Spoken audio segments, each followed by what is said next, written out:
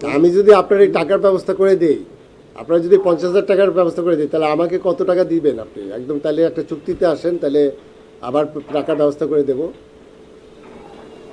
আপনি যদি করে দিতে পারেন তাহলে অর্ধেক দিবেন 25,000, তাহলে আপনার, কারণ আপনি তো বসে বসে পাচ্ছেন। হ্যাঁ সেটা অত নিবেন কেন? আমার তো খরচপাতি আছে তো।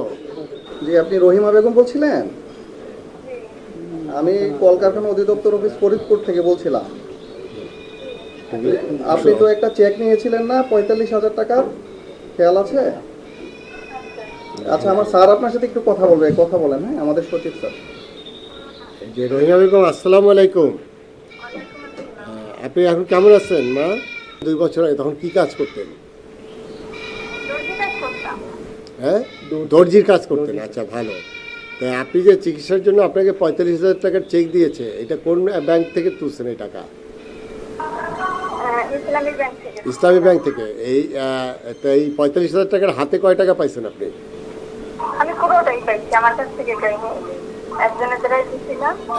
আপনার এই কাজটা কে করে দিছে? এই ওই জায়গার একজন, ওই যারা ফর্ম নেয় জমা নেয়। ফর্ম নেয়। আপনার পুরা টাকা দিছে? সে এত ভালো মানুষ? মানে আপনি আপনি আপনি যাকে দিয়ে, আপনি কি জানতেন যে এখানে টাকা পাওয়া যায়? এটা জানাইছে কি আপনাকে? কিভাবে জানছেন আপনি? না, আপনি যে এখানে টাকা পাওয়া যায় এটা কিভাবে জানছেন?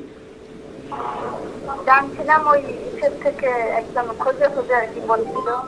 খুঁজে খুঁজে আপনাকে বের করলো, তার তার ইয়েটা কি, তার ইন্টারেস্টটা কি? আপনারা একদম খুঁজে খুঁজে বের করলো যে এখানে চিকিৎসার টাকা পাওয়া যায়, তার কোনো ইয়ে নাই, ইন্টারেস্ট নাই?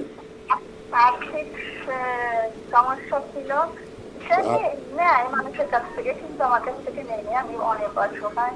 অসহায়, বুঝলাম। আপনি কি তাকে চাটা খাওয়ারও টাকা দেন না? এটা তো আমি বিশ্বাস করবো না। না না, সে নেয় কিন্তু আমার কাছ থেকে নেই। তাহলে আপনার সাথে এত ভালো সম্পর্ক তার? জি জি। আচ্ছা, গুড। সে আরো কয়জনের কাজ করছে এরকম? এটা আমি বলতে পারি না।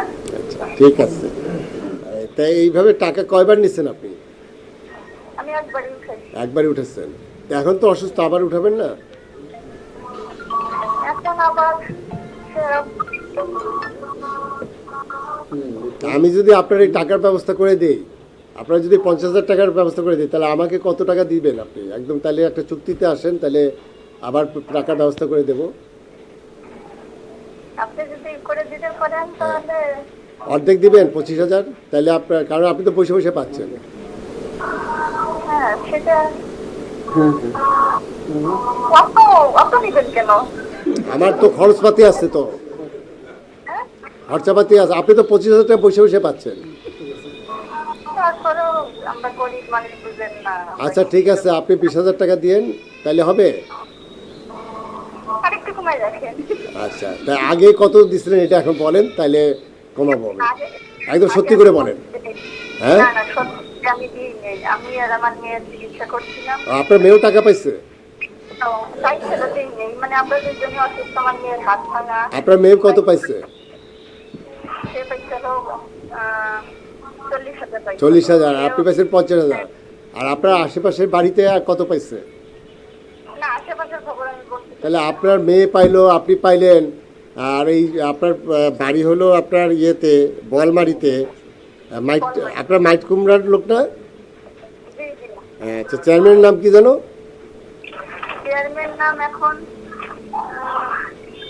এখন চেয়ারম্যানের নাম আচ্ছা, আপনি আমার একটা বলেন, আপনি সেই মাইট কুমড়ার একটা মানুষ, আপনার মেয়ে আর আপনার পাইলেন, এরকম এখান থেকে একটা টাকা পাওয়া যায়, ঢাকা থেকে চেক আসছে, এটা একদম কোনো মানুষের কোনো সোর্স নাই, আপনি ডাইরেক্ট পাইলেন, এটা কি বিশ্বাসযোগ্য কথা?